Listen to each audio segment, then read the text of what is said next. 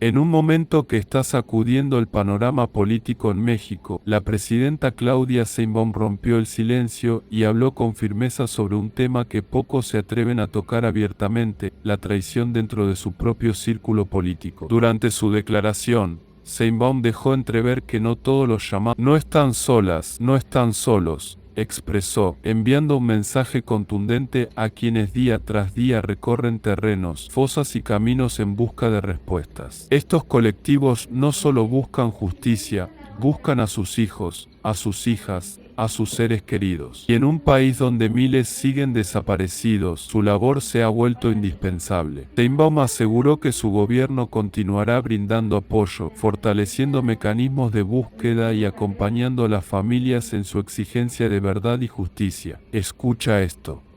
A ver acá.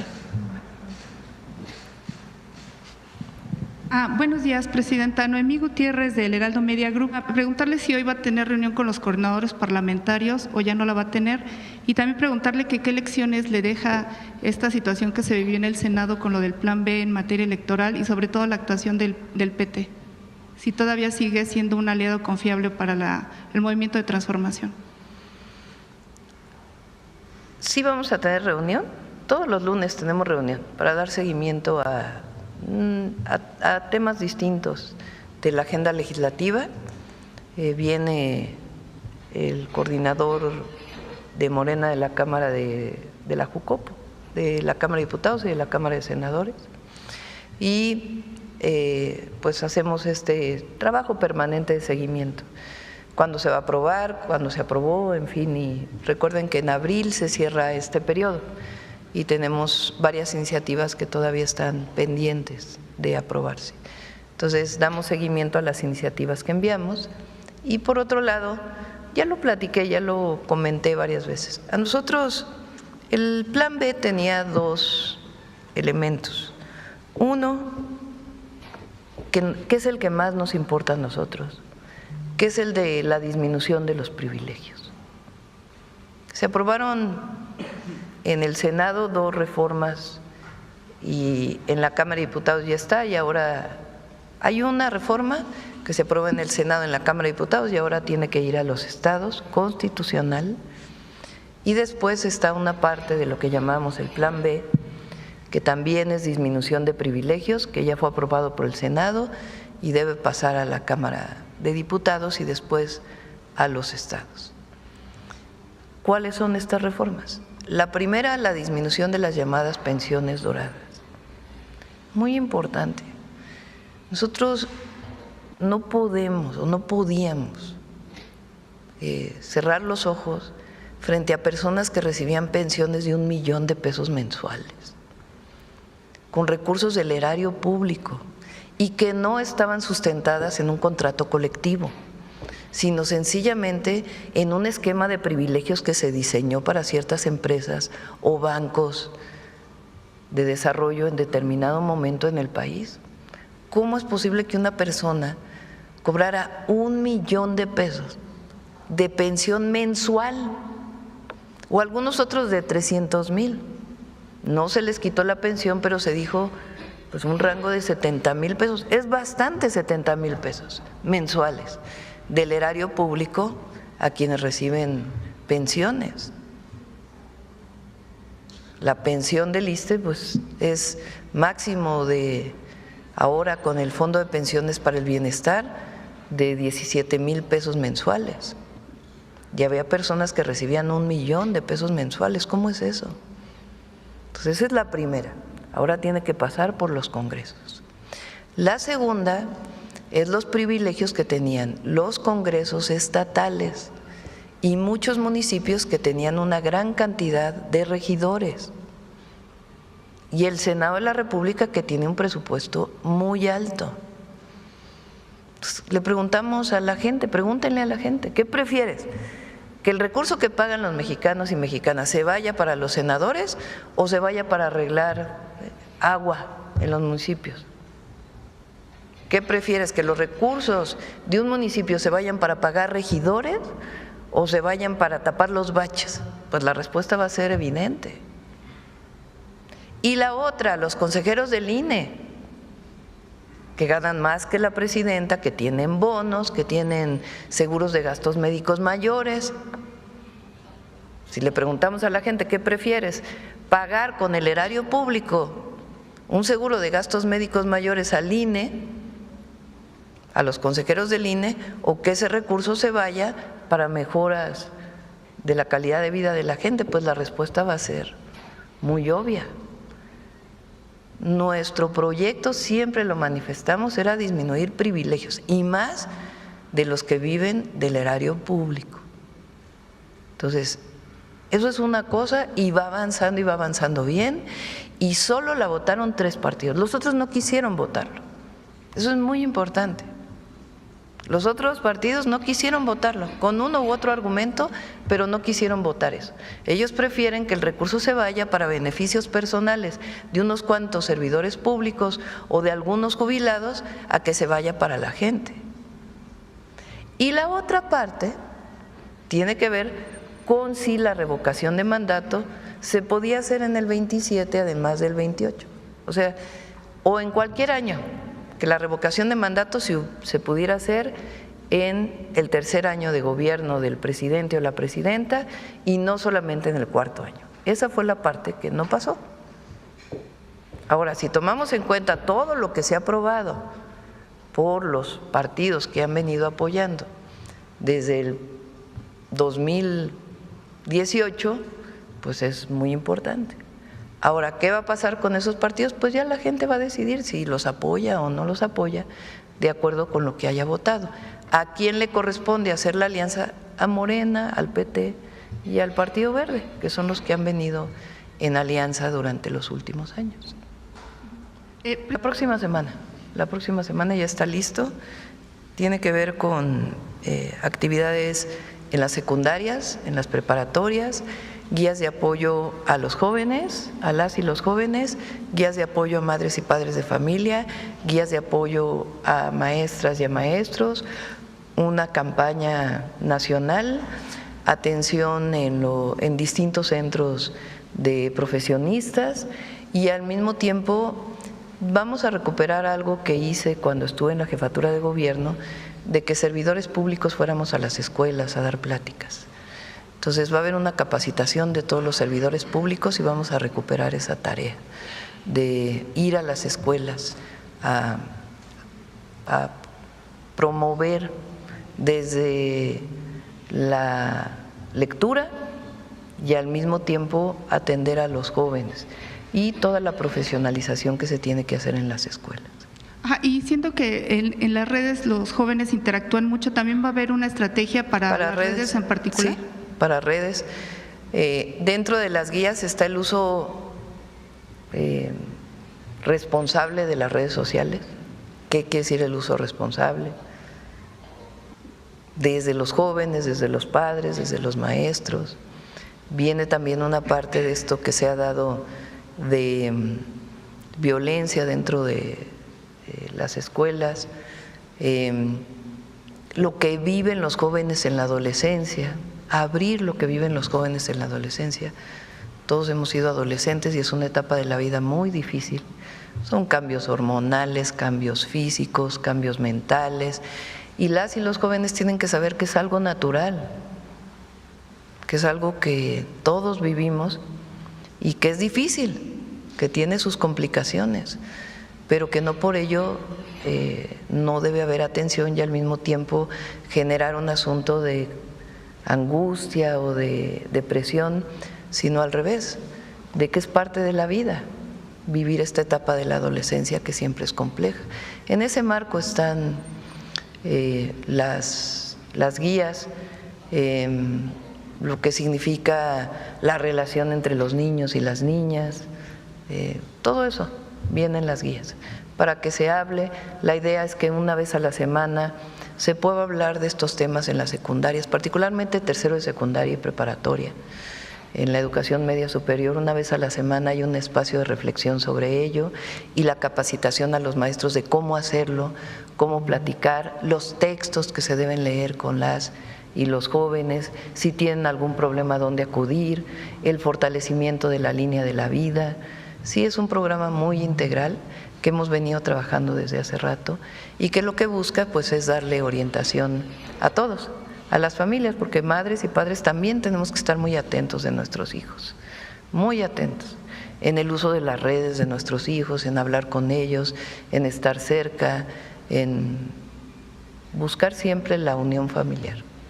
Ok, muchas gracias, buenos días.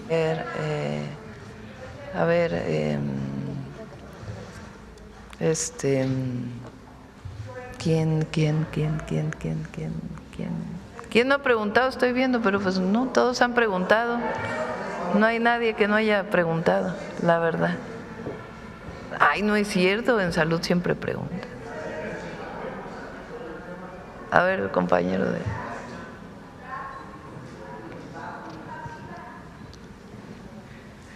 Buenos días a todas y todos, Presidenta. Julio Sánchez de Uno TV, muchas gracias.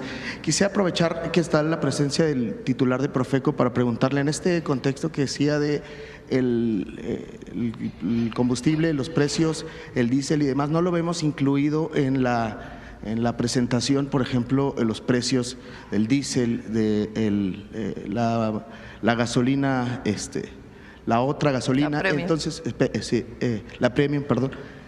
Saber si se van a hacer algún tipo de operativos y demás, porque hemos visto que los precios hoy arrancaron, hoy en la mañana estaban en 30 pesos, por ejemplo, en algunas zonas de la Ciudad de México.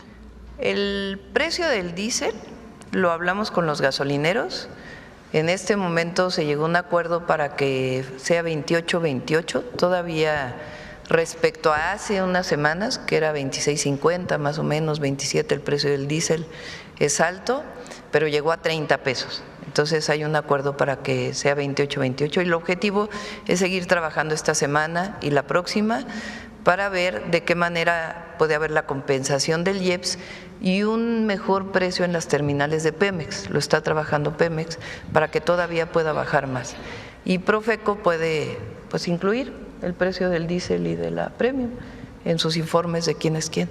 Pero va a haber, por ejemplo, ¿se llegó a un acuerdo con ellos o están en ese proceso, Presidenta? Se llegó a un acuerdo, es voluntario, recuerden. Quien no quiera no lo hace, pero es un acuerdo voluntario para poder ayudar a la economía de las familias de México y en general la economía nacional. Se llegó a este acuerdo y lo revisa Profeco. No es que haya un límite al precio del diésel, porque tiene sus complicaciones poner un tope. Entonces, el acuerdo voluntario de la gasolina magna ha funcionado muy bien y el objetivo es en estos momentos difíciles en donde el precio del petróleo está tan alto, pues poder contener, porque a veces, bueno, en algunas ocasiones hay un incentivo para disminuir el impuesto del diésel y de todas maneras los gasolineros le suben. Entonces, por eso fue la reunión con los concesionarios de estaciones de servicio y va a seguir habiendo reuniones esta semana y la próxima y vamos a ver también cómo se comporta el precio para poder pues disminuir el precio del diésel, pero podemos incorporarlo en quienes quieren los precios, también para informar dónde está más alto y dónde está más bajo. ¿Se descartaría entonces cualquier tipo de operativos y demás como se hacía Siempre antes? Hay operativos, ¿quieres platicarlo? Gracias, Presidenta. Lo que se presenta aquí de gasolina regular es un ejercicio incluso hasta para hacerlo resumido, pero nosotros informamos semana tras semana en el sitio de internet los mínimos y los máximos de los tres combustibles, incluso de gas. Entonces, si quieren, ahorita le pido al equipo que les compartan ese enlace. Y lo que dice la Presidenta es muy importante y vamos a fortalecer para el seguimiento de este acuerdo voluntario los monitoreos que el equipo realiza en territorio para estar revisando los precios del diésel, en este caso, que es el acuerdo último al que se llegó con los gasolineros. Y si me lo permite, Presidenta, hacer un llamado a las personas que estén cerca de alguna estación de gasolina que nos tomen una fotografía con el tótem del precio del diésel en este caso y nos arroben y nosotros damos seguimiento con los gasolineros porque hay una mesa permanente que coordina la Secretaría de Energía con los empresarios y entonces nosotros podemos tener esa información y revisar por qué o qué está generando que este acuerdo no se esté dando, no se esté cumpliendo. Okay. Muchas gracias, procurador. Presidenta, quisiera abordar el tema de los desaparecidos. El viernes presentó usted esta actualización en el registro y quisiera preguntarle, bueno, vimos el fin de semana diversas movilizaciones, por supuesto los colectivos de buscadores y demás no están de acuerdo con la información que usted dio a conocer el viernes. En una primera pregunta sería, ellos dicen que se hace búsqueda pero administrativa y no pues en campo de las personas que no saben dónde están. Hay búsqueda en campo, a lo mejor no hablamos de eso el viernes, pero hay muchas búsquedas en campo, se acompaña a los colectivos. Desde las comisiones de búsqueda estatales, porque no todo lo atiende la Comisión Nacional de Búsqueda, y también la Comisión Nacional de Búsqueda hace búsquedas en campo. Para los registros de personas desaparecidas, que vienen también de hace tiempo, pues para eso es el primer registro administrativo o este cruce de datos de información que nos permita saber dónde buscar. Porque si encontramos que una persona que está reportada desaparecida sacó su credencial del INE 10 años después, pues entonces buscamos a la familia a partir de un contacto y eso nos va a dar pues mucho más facilidad para encontrar a la persona. O si una persona se vacunó durante el COVID y ahí viene más información, pues entonces nos da la posibilidad de ir a buscar a la persona. Entonces, por eso se hacen estos cruces de información, que ahora pues tienen mucho mayor desarrollo de lo que tenían antes, pero hay búsqueda en campo también. Entre los planteamientos de los colectivos, dice que con esta misma lógica, pues que se está minimizando lo que ellos denominan una crisis. Hay atención a todos los colectivos de desaparecidos, a todos. La Secretaría de Gobernación dedica mucho tiempo a esto y evidentemente nuestra obligación es seguir buscando a todas las personas, a todas, y al mismo tiempo erradicar este delito, que no haya desaparecidos en México, particularmente aquellos vinculados con la delincuencia organizada. Entonces es un compromiso del Gobierno de México y de seguir atendiendo a todos los colectivos. Lo que presentamos el viernes es cómo encontramos los registros y el trabajo que hemos venido realizando desde el primer momento que entramos al gobierno. Hablamos, por ejemplo, de que hemos encontrado recientemente a más de 31,000 personas, gracias al trabajo integral que se ha venido haciendo, y particularmente de años anteriores cerca de 5,000 personas que se reportaban como desaparecidas y que gracias a este trabajo que se ha hecho de cruce de información podemos encontrar que están bien y poderlos poner en contacto con su familia si así lo desea la persona también, porque hay casos en donde no quieren pues no quieren encontrarse con sus familias.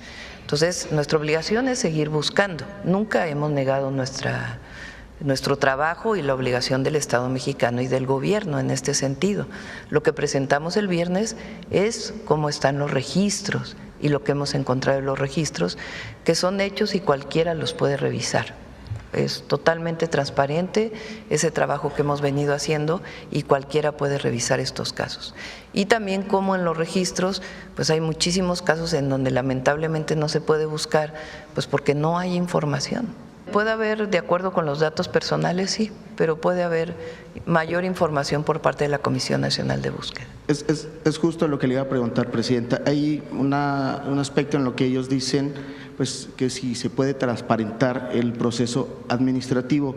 Por ejemplo, señalan asuntos como los homónimos, ¿no? Que eso puede ser un tema y que sí, pero no solo se ve, lo expliqué yo el viernes, no solo se ve el nombre Juan Pérez López, que hay mucha gente que se puede llamar igual y suponemos que por eso encontramos a la persona, no. Hay donde se puede huellas digitales y también la descripción de la persona que viene en los registros y de ahí pues se hace la búsqueda de la persona.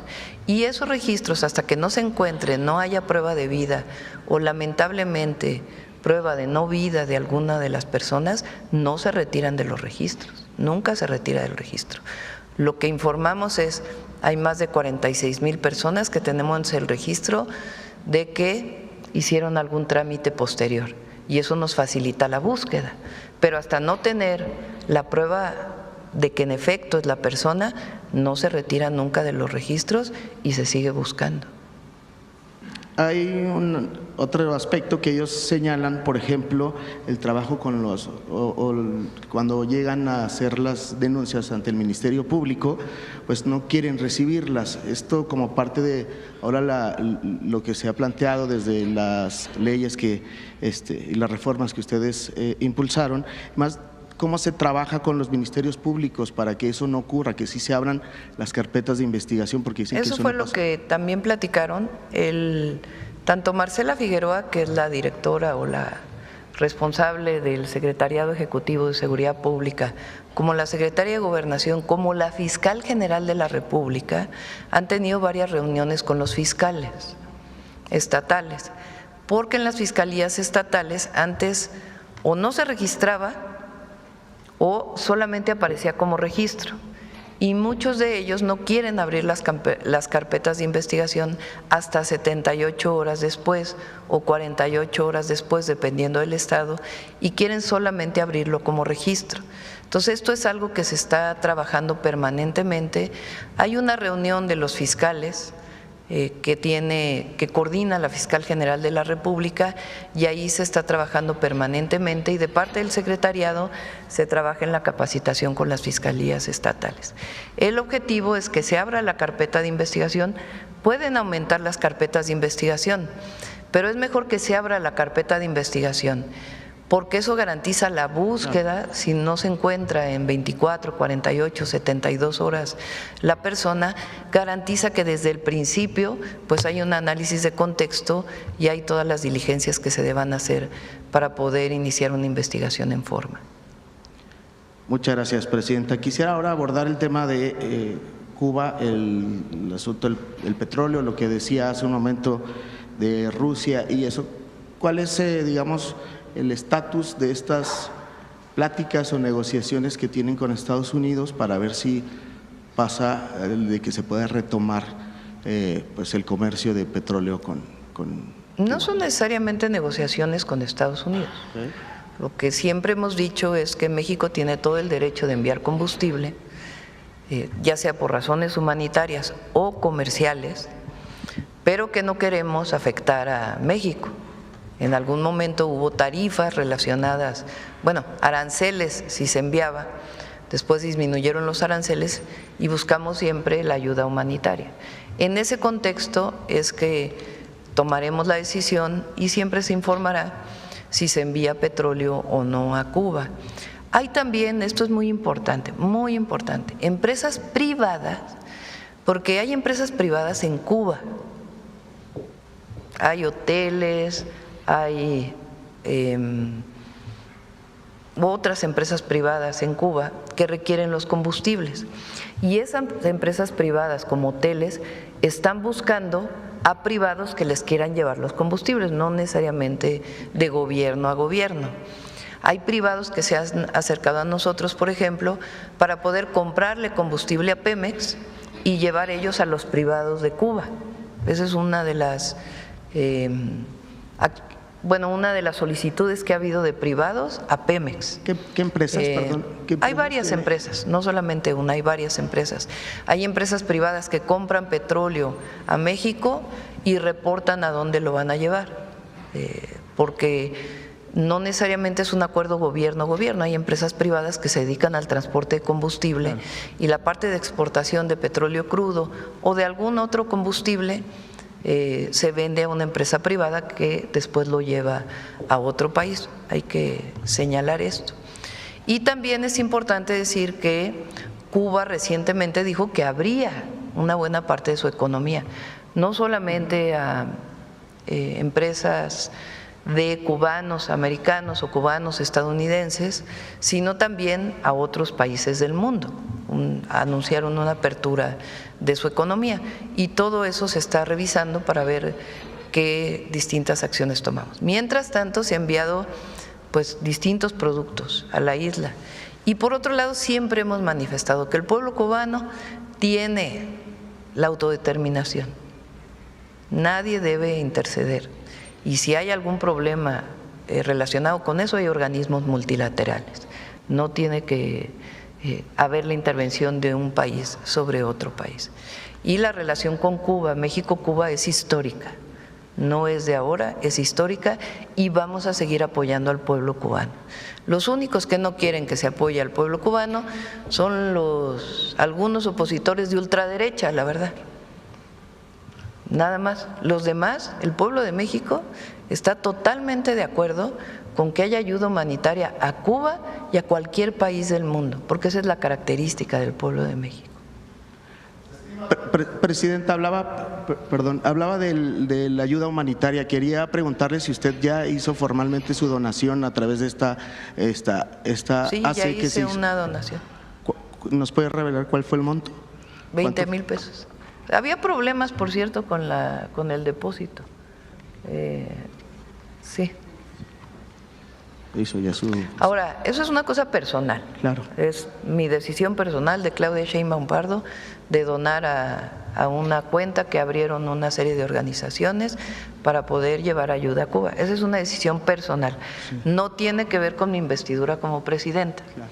Como presidenta al pueblo de México, siempre voy a buscar, primero que nada, proteger a nuestro pueblo y a nuestra nación. Esa es mi obligación y mi responsabilidad.